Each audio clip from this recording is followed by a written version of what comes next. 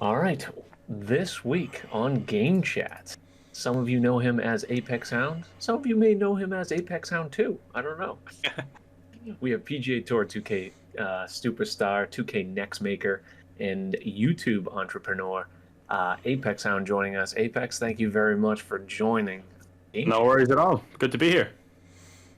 Well, I'll let Bear kick off the hard-hitting questions right off the front. Bear, I think you had the most prolific question. I did in the pre-show meeting, and we discussed it. Might have been a little controversial, but it's what the people really need to know is how much product goes into that luscious man mane. Like, we need to know for the setup.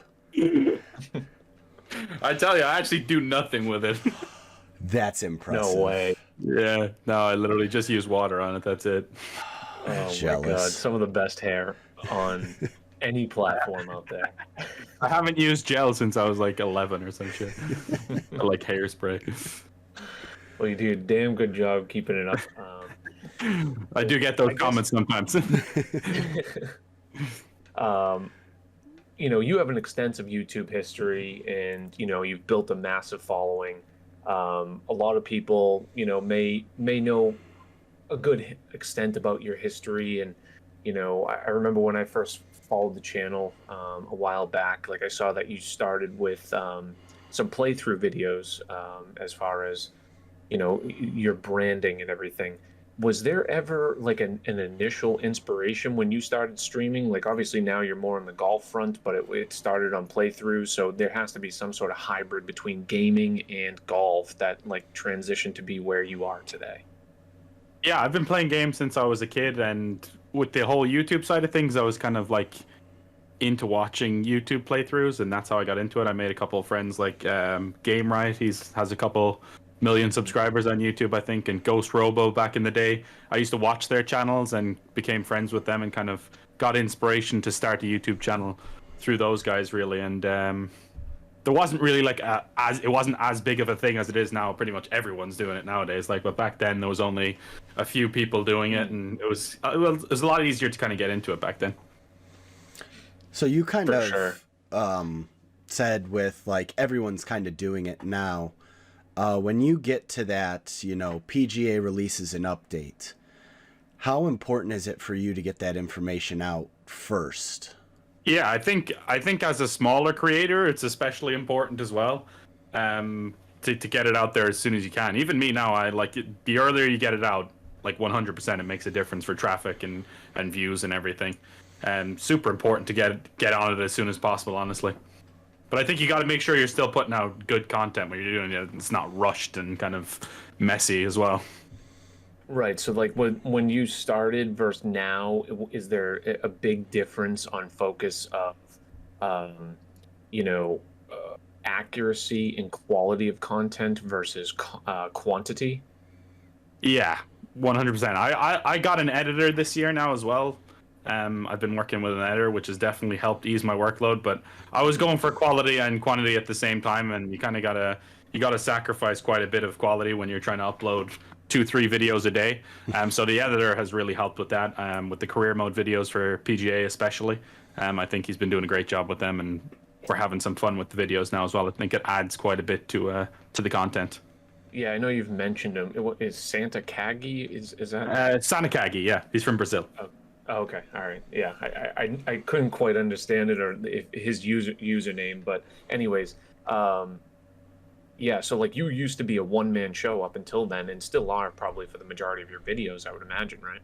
Yeah, he's been helping with a lot of the stuff on the Apex Hound 2 channel as well, which is where I mainly do just kind of story games and shit like that. I've been playing some of the new Warzone game there as well, but he helps out with a lot of the videos on there, and then he helps out with the career mode videos on PGA on the main channel, and I kind of do the rest of the stuff myself then.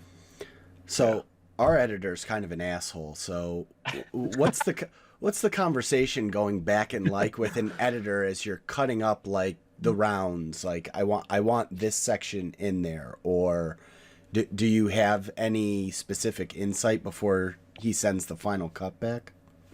Yeah, we kind of at the start we kind of had to balance it out. We like at the start we were they were over edited a little bit, and people didn't like that. And then he learns quickly though, and he kind of knows what my audience wants now, and I don't really have to tell him too much. He knows what to do and knows how to edit the videos perfectly. I feel like, oh shit, the water went flying off the desk. Oh, well, at least it went off the desk and not on.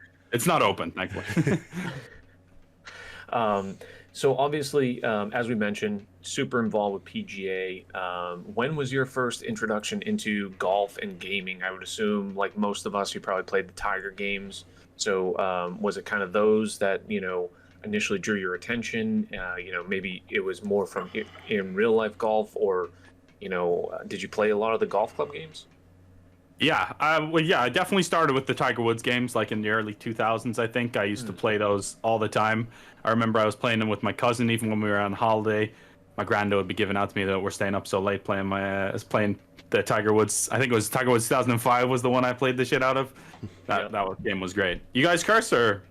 Oh yeah. Oh yeah. Okay, yeah. Well, whatever you want. You just want to throw Just in balls, case. say fuck, whatever. All right, sweet. Just making sure before I'm ruining the video. But yeah, then I did play the original golf club game as well. That was actually, when was that? 2013, I think. 2013. I think it was the year before the Rory McIlroy game came out. Okay. So, yeah. Similar time frame anyway. But yeah, I definitely played a lot of that one as well. And that was very different than what I was used to with golf games, but I found it enjoyable. I wasn't like majorly into the scene like a lot of the, I think Seamount and Respawn like played competitively in that game. I didn't do any of that stuff. Right, but... it transitioned from that arcade feel with the Tiger Woods games, which I think was it worked really well for EA for so long. I think the only reason that like it kind of, you know, fizzled out was, you know, Tiger's IRL stuff that went on more than the actual game success. You know, I think the games were relatively successful in having the Masters, having those affiliations, having those different game modes. Now, obviously, the golf club comes out, and it's probably not.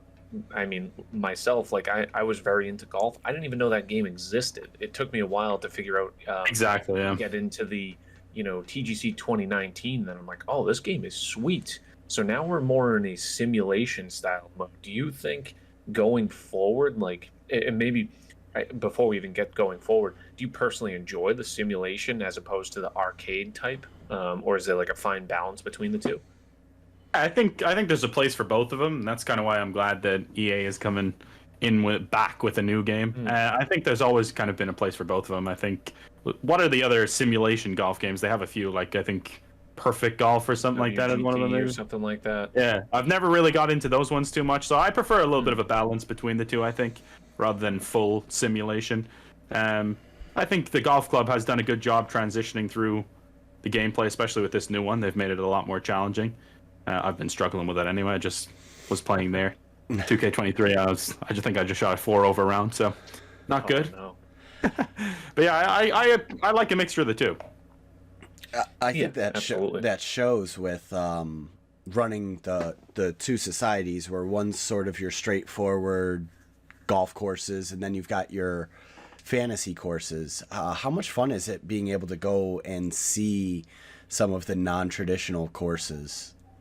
Yeah, that's honestly some of my favorite parts of the game, I think, is just checking out these new courses on a weekly basis. Especially with 2K21, I think I did 100 episodes on that one. So we discovered, I think, some of the best courses in the game, and they're madness. Like, the designers put in so much work into them, and it's crazy, like the amount of great courses that are in this game and in the hub in general. And that's, I think, what sets the game apart, really. Oh yeah, is there any favorite designer, or better question, is there any least favorite designer? Yeah. I don't have any least favorite designers anyway. I'm not that clued in on the scene, but I gotta go with my boy Crazy Canuck as my favorite. I think we've created a course together. Houndstooth Nice. Point, best course in PGA Tour 2K20, 21 and 23. I like Arctic Fury a lot as well. I think he does a great job with his courses. Sky Peaks Resort, like he got a lot of his courses officially in the game now as well, so I think he does a great job with his courses as well. Now, both of those you mentioned, I'm fairly confident both of those guys are next makers, so they had some early access, and obviously you did as well. What was that? You know, you went to, what was it, London to I went to London. Yeah. So I think, Ben was there, as well as maybe some other guys that were, in the European area. So that must have been, what was that experience like? Like, is this your first time getting that super early access to a game and obviously help promote it?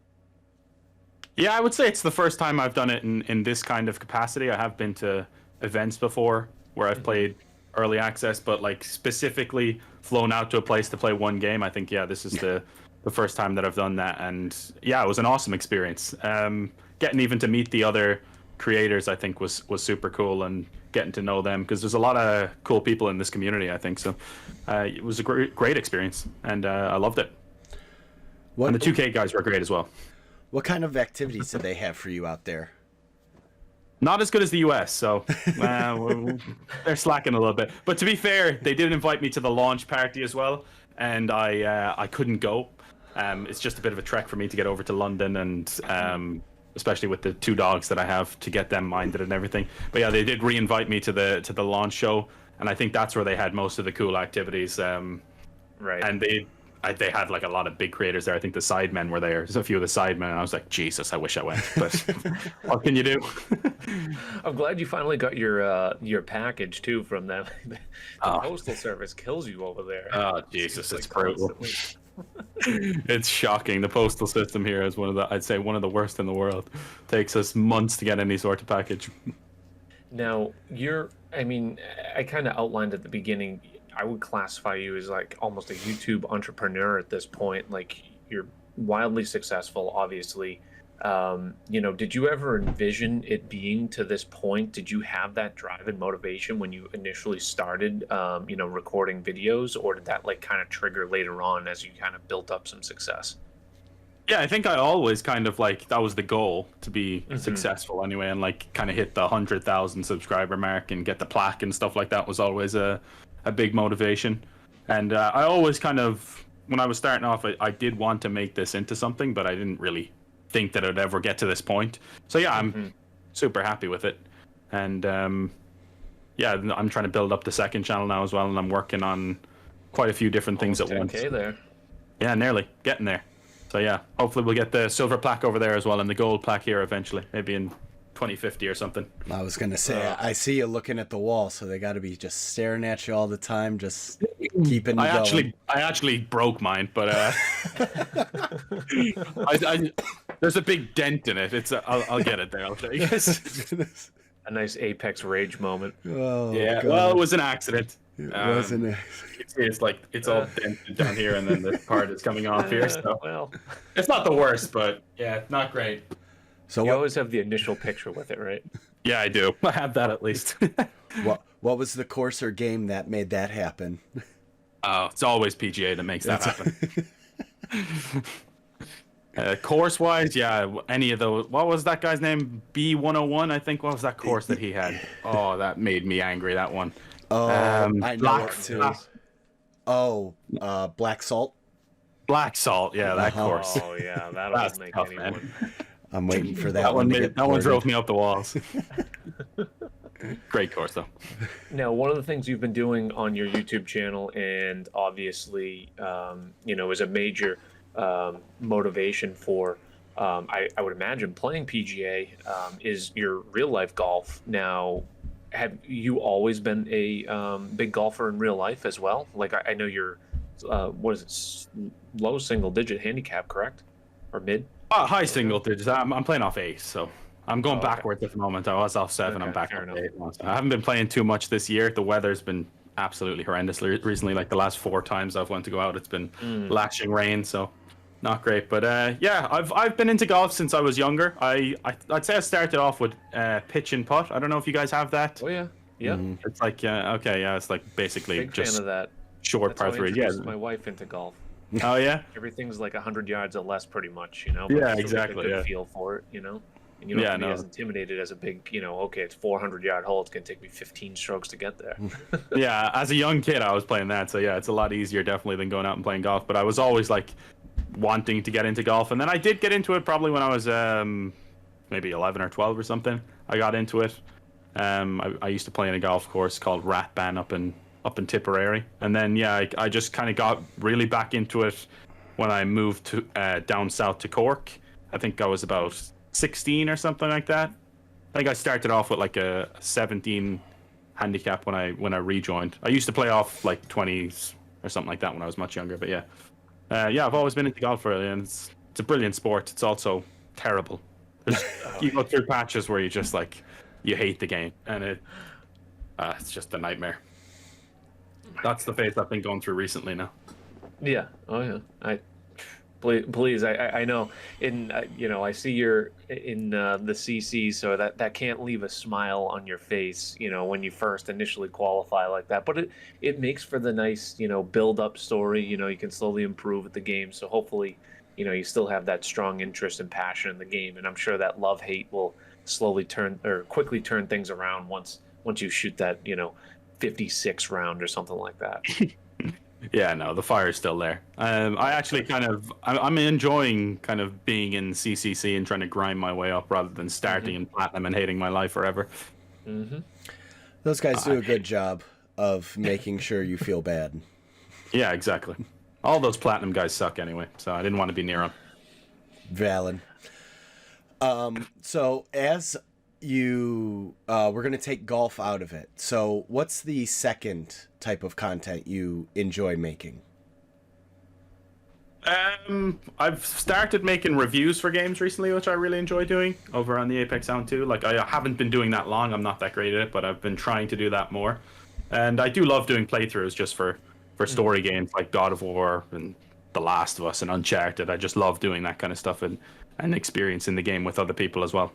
That's been a big passion of mine since I started the channel, really. Yeah, you're very widespread for sure. It seems like a good focus in sports games. Like, obviously, I see the FIFA World Cup thing popping up. You had a big deep dive into F1. I love the F1 videos. Those are always good, and you have a solid knowledge and background of that. So that obviously there's a real passion for that too. Yeah, I love F1. Oh man, I think Bear teases me all the time. My wheel is sitting on the ground behind me right here. Oh yeah, I have my wheel here as well. Yeah. Yeah, it's a damn shame it doesn't get more use, but I mean it's such a unique gaming experience when you actually sit there with the wheel and pedals. Brilliant. It's brilliant. Yeah. It brings you back to thinking you're in an arcade or something. Exactly. Yeah. So I guess, kind of on that note, like what's your typical, do you have a schedule that hey, I'm doing this every single week, I'm doing this for the next month? Are you planning out that far ahead as far as games? Like, obviously you see God of War Ragnarok coming out, you're going to do a playthrough of it, or there's a new obviously PGA, you're going to deep dive into that. Is it really based on the game cycles and what you're seeing coming out, or now that those particular games are out, do you have like, okay, on Monday I have to do this, Tuesday, is there like a balance that you're working with there? Yeah, I have like I do a little bit of both. So I plan for future games, obviously, and I'll have like a list of all the games that are coming out and which ones I'm planning to cover, which ones I won't. And then on a more weekly basis, day to day, I do have I have a OneNote where I basically try and map out all the videos I'm going to do for the week. I'll sit down in the morning and I'll kind of do it for the day. I won't plan that far in advance, but I do have like certain series where I'll plan it in advance and kind of just roll with it then. My dogs are fighting in the background. It's really distracting. I was going to say, if you want to take care of them, the good news is you've got the audio settings in the background set up beautifully. I was going to say, we just throw them in the pen too. How difficult is it when you're doing those playthroughs, if you really get involved into a game, to tell yourself to stop and make a cut? Well, yeah, I kind of I do that after. Like I'll do post editing, like rather than, I won't like kind of sit there and go, I'll cut here or cut here. I'll kind of do it after, or my editor will do it, of course, and he'll kind of skim through the footage. He watches all the playthroughs anyway and kind of goes through them frame by frame. So it's not too bad to do that. Some of the series are harder to edit than others, but I don't think the editing side of things is too bad, especially with the editor now. I used to hate it, but having him there, I don't have to edit as many videos, so it's not too bad. I just always wondered, as people are like, all right, I'll see you next time. I'd be like, no, like, I'm going to keep playing this, and you're going to enjoy this. You're going to enjoy this 2-hour stop for the day playthrough type of thing. Yeah, sometimes like with God of War there now, I'd just play for like 2 hours straight, and I would just not be able to get off it, and then I'd kind of want to record another video straight after getting off that video. But yeah, trying to drag myself away from God of War to play PGA was tough there this week. Did you end up finishing the whole game already? Whole playthrough? No, I think I have about 2 hours left now, so I'm nearly there. Oh, there you go. Yeah, no, that's very interesting. Like, so it's probably like a binge of recording, you would say, and then you would, send a whole bunch to editing. I would imagine you love the fact that you have an editor now too. Like editing, for the minimal that I've done it, it probably takes 3 times the amount of time that the gaming takes, right? Because you're watching it through, at least a couple times. You're making all these cuts, transitions, whatever. Maybe it's just simple cuts and moving stuff around, but at the end of the day, it's very time consuming.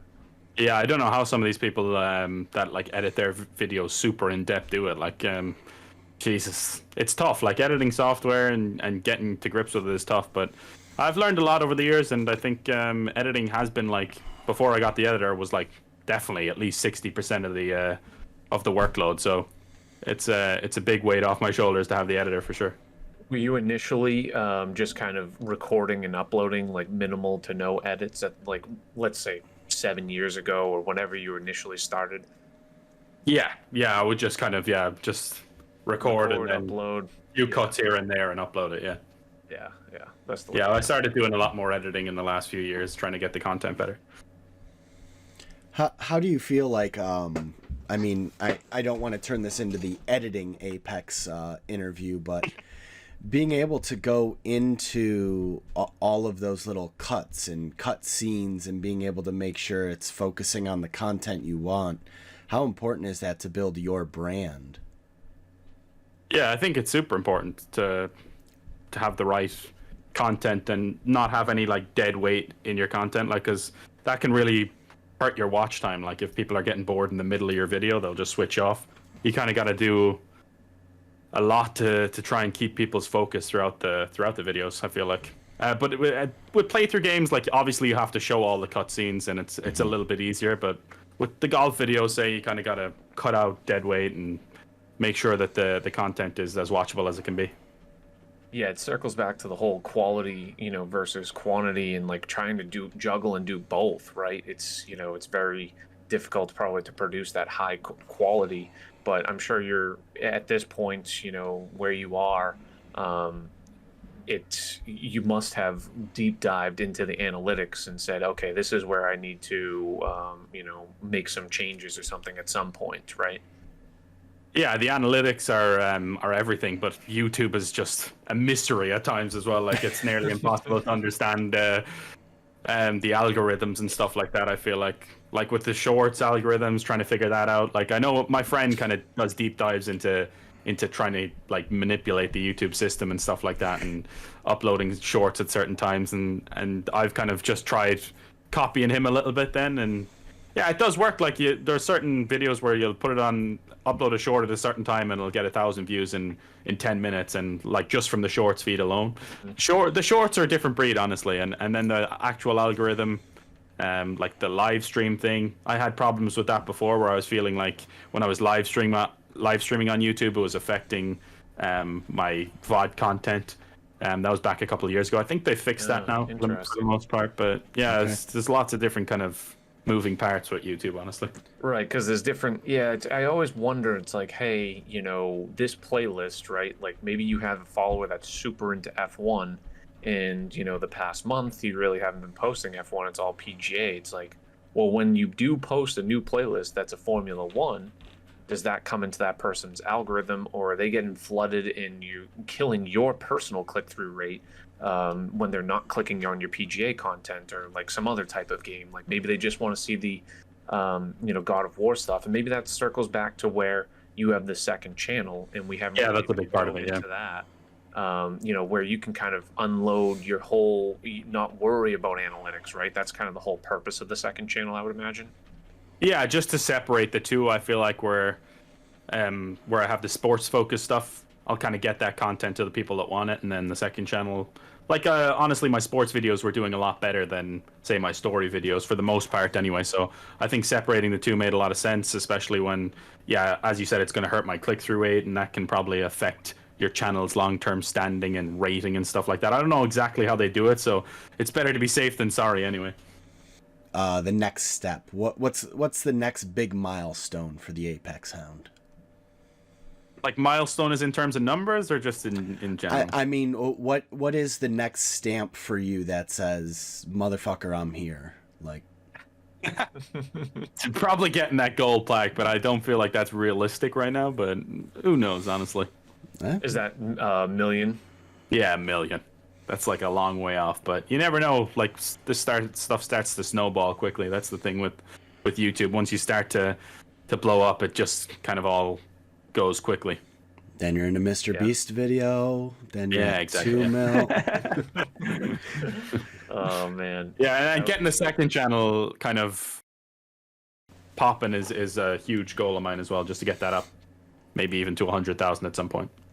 Now, has there been any, we mentioned before that you had the opportunity through 2K and being a next maker to have early access to the game. Do you foresee any other future games outside of PGA that you'll have like a good relationship with them to, help expand your channel? Like, is there something on the horizon? Or maybe you can't discuss that, but like, I don't know if there's something in the future that you already have planned out. Yeah, well, I'm hoping with the EA game, the EA Sports PGA Tour, that's obviously going to be a huge part of my channel, I think, and to be able to get early access and do some stuff with them would be awesome. Right. So I know you had the video about a month ago for the future of the channel. So we're sticking solely with YouTube now, correct? For streaming, yes.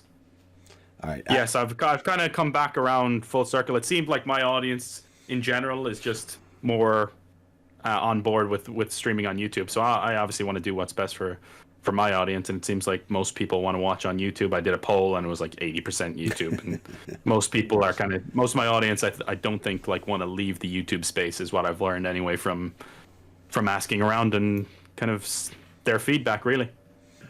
Once you build that audience, it's tough to uproot them and say, hey, we're going to try this on certain days. So I think it was great to take the risk and come over to Twitch for a bit, because I was sitting here going, ooh, I'm stuck here in Twitch. Like, I watch YouTube at night, but for most of my day I was there. So it was nice to be able to click in.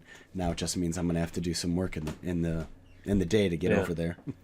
Yeah, no, I'm really happy that I did it. Like, I enjoyed the year on Twitch, but I feel like the positives of YouTube kind of outweigh the negatives. There is a few negatives there. I feel like Twitch maybe overall at the moment is a better streaming platform, but I feel like YouTube is making good changes, and Twitch is kind of doing some weird things and strange decisions and cutting people's pay and stuff like that. And YouTube is a little bit more generous on that side, so gotta make that money. Yep. They definitely each have their pros and cons, and as you kind of alluded to, Twitch definitely seems like the more interactive, the better platform for live streaming as a user experience at the time being. That being said, the amount of capability that you have on YouTube as far as VODs and everything else, and the analytics feature that you're able to use, the financial compensation, it being different and better on YouTube. And YouTube they kind of like this slow trend where they keep getting a little bit better. Like you almost have to have that confidence, especially where that's the majority of your user base right now, is like you have to have trust in that platform, and why wouldn't you, right? Yeah, exactly. And I've kind of just been seeing that for the last year while I was on Twitch, and seeing YouTube making steady improvements and kind of small little updates every now and then that improve experience for the creator and for the viewer. So I'm happy with being back on YouTube, and I feel like I do automatically just have a bigger base there as well. So I'm going to have more viewers and kind of have more interaction over there as well. One of one of the series that you have going is your World Cup videos. Do you have any predictions or anyone we're in particular rooting for in the World Cup? I don't have anyone that I'm really rooting for, because Ireland aren't in it, obviously. Yeah. Terrible at footy, and Norway as well aren't in it. But I think Brazil are going to win it. Norwegian? I was born in Norway, so I've always Oh, kind of okay. had just a little bit of a connection to Norway. Yeah, but I've always loved the history of that country and have a little bit of a connection there. But I think Brazil are going to win it. You think Brazil? Yeah, I mean, Yeah. wise pick. You know, they're always perennial there. Yeah, and they've been getting a good squad together there. I think Richarlison's going to get the winner in the final. There you go. Oh, all right. There's your prediction right there. Well, that'll be interesting because this is coming out in 2 Fridays, so it will be pretty close, pretty close to the end. Oh, really? Okay, yeah. Yeah, how long does the World Cup last? Is it only a couple of weeks? 3 It's weeks? not too long. Okay. Because you got to go through the pool play. Sorry. The group stages, yeah. And then you kind of get into the meat and potatoes. December 18th. So Okay. yeah, that will be the week before. Mm-hmm. Okay. No. Okay, sweet. Sounds good. So Christmas miracle. everyone will be able to hold you to that. We'll see. Now, one person that we constantly see in your streaming is Alex. Well, how did that friendship develop? And like, you guys seem to be teammates in everything. Yeah, he actually won a giveaway for the game PGA Tour 2K21 right when that came out. Yeah, he won a giveaway for that, and we kind of just got talking, and I just said, let's have a game at PGA if you want, man. And we just got into it through that, really. And yeah, I've been friends ever since. I've been over to Sweden. I think he's coming to Ireland next year now. Yep. And yeah, we actually did a couple of course logs together in Sweden. That was a blast. And we've obviously played in the tournaments together, in the all shot tournaments and stuff like that. So hoping to do a few tournaments like that on 2K23 soon as well. That's pretty cool. Now, is he, would you say, the closest person that you've met from YouTube or any online platform? Or, you know, do you have a bunch of friends that you've met up with real life from YouTube? I'm sure it's smaller in, you know, Ireland. You know, you're in a specific location in Ireland, so it's probably not as quantity of people there and that consume your content isn't that high. But, you know, have you met up with a handful of people? Yeah, I've met up with a few. One of my best friends growing up, we met on World of Warcraft way back when.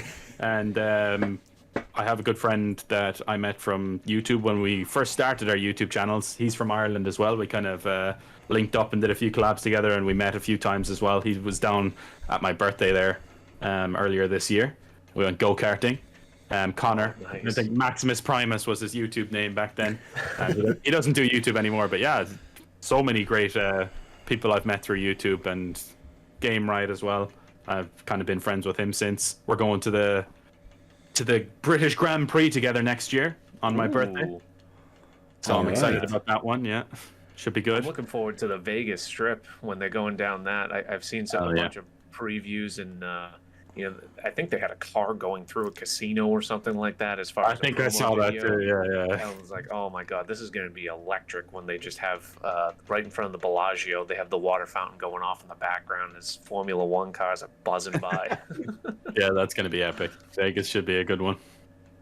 So yeah, I mean, I guess the reason I was asking is, like, you know, we talk about all the time as, you know, PGA as being one of that more inclusive directories and communities, and so it's always cool, and I feel like it's one of the more rewarding things that you build these lifelong friendships virtually online, and then at some point you get to meet up with these people, and you know, you feel like you've known them for years, because I mean, virtually you have, you know, you maybe share a you know, Discord call like this occasionally, but I guess I don't really know if I have a question, but it's just kind of cool to hear that you have made those friendships Yeah, from and past experiences. yeah, not even just that, even the community itself, like through my tournaments and stuff like that, we've got to know some awesome people, and they're still involved in the 2K scene in a big way, like Cockster and all these kind of people now coming through the ranks and overtaking me as the better players. You know, it's sad to see. But no, it's great, and yeah, it's a wonderful community. Honestly, I think PGA 2K has just a great atmosphere around it, and hopefully it can expand and become bigger as TGC tours and the ranked mode and stuff come into it as well. Now, do you see, obviously we just had the big update with the balls being locked or changed so it can be locked, and TGC has made that change. So it's all default balls, which I think for better or worse is fine. It makes it a more balanced, competitive playing field. But, do you have any opinions on that, or are you happy with the result of what TGC did or 2K did in general? Yeah, I mean, I was a big lobbyist among the 2K people, the 2K Next makers or whatever, to try and get that those ball sleeves locked to societies, because I think like there's just an unfair balance advantage for people using the gold aviators or whatever. It's just kind of a pay to win mechanic. I know you can grind out and pay enough, but I just feel like it's not in the spirit of what the game is about, especially with like course designers designing a course a certain way, and then you can just use a magnet ball to put it to 2 foot and stop it dead. I don't think it's right. So I think that's a great move, and I'm really glad they listened to the community and did it. Do you think it'll and then you can still use them if you want, like obviously in certain societies and stuff like that. Do you think it'll keep scores a little bit lower? Yeah, I definitely think it'll keep them a little lower, but these people always find a way to shoot 50, 70 under, whatever. Insane. Love Scud and all these people they're insane. Just nice at the game. Yeah, they're just straight up good. They're all cheaters in my opinion. Exactly. Ban them all. Everyone's a cheater but me. So obviously another big change in 23 was the attributes, as far as I keep calling them attributes and classes. So it's is it archetypes? Archetypes, yeah. Archetypes and fittings. I personally like it. It really feels like everyone kind of has their own customized character. I don't feel like there's necessarily a quote-unquote meta. Maybe there is a slight one that might be the way to go. But with all these different fittings and the randomizations, it just makes for such unique customization within the game. I would assume you're for all of that, correct? Yeah, no, definitely. I think there's it's a better balance than 2K21 had anyway, where it was just kind of whatever club you were using would change the distance and the forgiveness. But I think they found a good balance there with the archetypes. The fittings, I think, maybe need some balancing, because I feel like you can just put all gold fittings on your club, and then that does give you a huge advantage over people that aren't using that. But I think the archetypes are really good, like having powerhouse and rhythm. I don't think one is magnificently better than the other. I've been using the rhythm one and I really enjoy it. My friend uses the greenskeeper, and then others use the powerhouse. I don't think there's one that's kind of the meta, as you say. As yeah, exactly. It's nice when they actually have some sort of balancing. If there's 5 of them, like maybe if one of them's at 30% usage and the one's at 10, okay, maybe there's some minor tweaking. But when it's like, okay, 90% we're going to use powerhouse, like, okay, maybe it wasn't that great of an idea. But if they have that nice balance, I like these customizations in the future of 2K, and they, to kind of keep going on that point, it seems, with the timeline they've released and the interactions that they've had thus far, it seems that they are going to make a strong push to be the better game with the more content before EA has their chance to release. Yeah, and I think that's a big part of them releasing the game this year. I don't think the game was 100% ready to go, but they wanted to get it out there ahead of EA, and hopefully by the time the EA game does come out, that they'll have a really strong game there, so the competition is fierce. Because I think having 2 great golf games and pushing each other will be hugely important. It's gonna be the first time in a very long time that EA and 2K are gonna go back head to head, probably since the Madden and the ESPN 2K was their football game. And that was great, because when people talk about the Madden franchise, they don't reference anything in the teens. They talk about the old school 04, 05 when they had to compete. So I think that's going to be really fun for at least for the content creators to be able to just throw even more stuff at the wall and say, well, now we can compare these two, put side by sides of the shots. So I'm just throwing that out there for you. You can, not No, that you one don't hundred have percent. that. Yeah, 100%. I think competition is hugely important, and like I think they'll both have kind of different things that set them apart from each other. I think the course creator, obviously 2K is such a huge advantage to have that and kind of unlimited courses and content.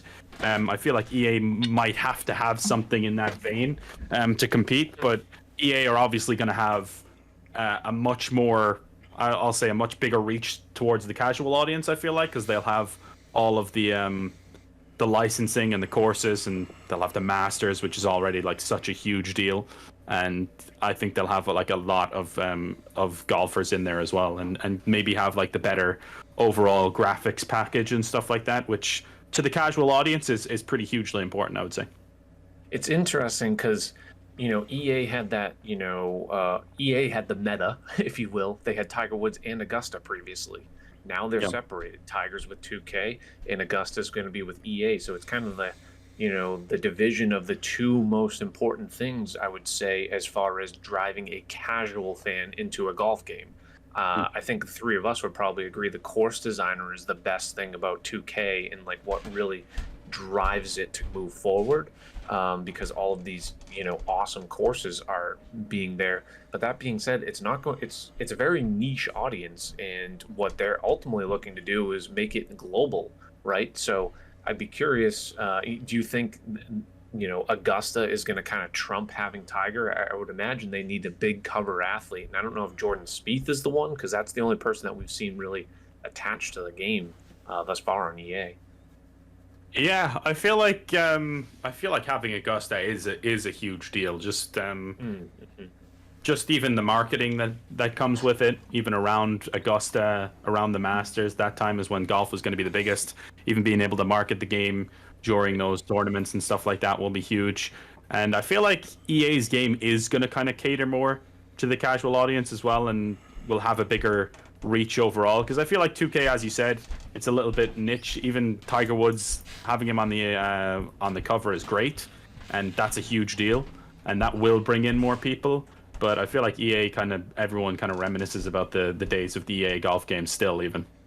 Yeah, and all you can really do is play with them in a local match, right? It's what can you really Exactly. do with Tiger Woods? Like it Or loses you'll have that. the highlights on the career mode where it says he's plus Yeah, 25 or some shit, where it's just exactly. completely wrong. Like, And yeah. there's very little courses that are drawing you. I know they've advertised that Pebble will be coming in. Torrey Pines is great that it's coming in shortly, but it's definitely certainly not one that is going to drive that many people in. But if they keep having these 2K official courses, it's going to help. But at the end of the day, Augusta is the end all be all course. St. Andrews would be probably the second that's globally renowned that's going to drive people to buy a game. Yeah, and just the tagline that they have all four majors as well as is pretty huge. They have all the courses for that, and I feel like there's kind of a big opportunity for EA to capitalize on the online play as well. Not just like obviously not with the societies and stuff like that, but like online multiplayer, like match play, ranked and stuff like that. Obviously, it's coming. Crossplay and ranked is coming to 2K23, but I feel like the online, that's the package that is there with 2K right now, is just not even close to good enough. Like there's like no one's playing online match play, and if they are, it's Right. like it's buggy as hell. When I was playing the match play, like it was just not good at all. So I think the societies are where it's at in 2K23. So I feel like there's a big opportunity for EA to capitalize on kind of online ranked and stuff like that as well. One other thing as far as the online ranked goes, do you have any further insight? Like, are you in? I mean, I'm not gonna try to violate any sort of agreement that you may have, but I guess, are you in constant communication? Like, how frequent are you communicating with 2K and the devs? Has it tapered off quite a bit since the release? I would imagine it probably has, and rightfully so, but I don't know if like you constantly have like a once a month meeting or something like that, or it's just kind of like an open Discord chat that like, hey, like I would recommend maybe doing this. Yeah, I think it's more like kind of a Discord chat. We have a feedback channel in there where we can kind of give feedback, but not really in the way of them telling us anything too much in advance. I don't think Yeah. that happens too much now, like with the match play and stuff like that, or with the ranked rather. We haven't heard like too much in-depth details about that or anything. Before release, I think we did hear quite a bit, but yeah, as you say, it's tapered off quite a bit since then. I don't think we're going to be getting too much insight into the goings on and behind the scenes. Yeah, and I think everyone that we've talked to thus far that is affiliated with 2K, they kind of or is a next maker rather, they were saying how blindsided they were that the game was even being released in this October. So I assume you were kind of in the same vein, like you pretty much found out as the public. So it's not like you're getting some extraordinary knowledge that you're holding back. No, yeah, we might have known maybe a couple of days ahead of time or something. But yeah, I kind of always figured it was going to come out this year, just because I thought that they did want to avoid EA, and there was lots of rumors that it was going to come out in August, like the other what was the last the golf club 2019, wasn't it? And 2K21, I believe, both came out in August. So I think there was a lot of kind of rumors that it was going to come out in August. But yeah, definitely didn't know ahead of time that the game was going to be coming out in October or anything. All right, I got one last question for you.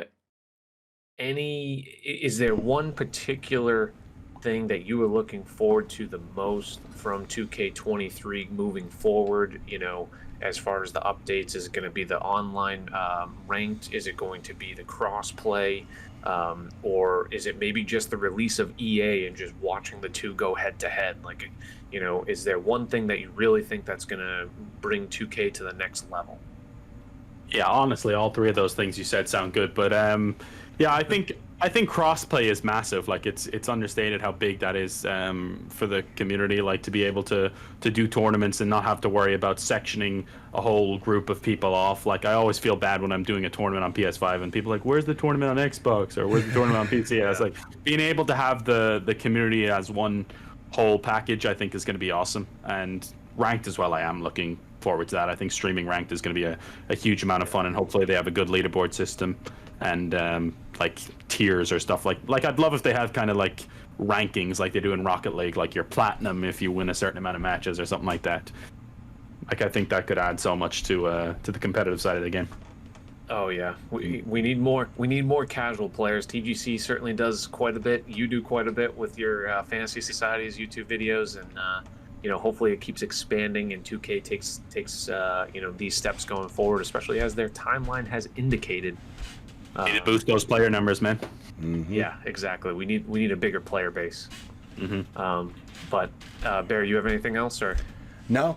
Thank you for hanging out with us, accommodating for time. Don't want to keep you too long from dinner.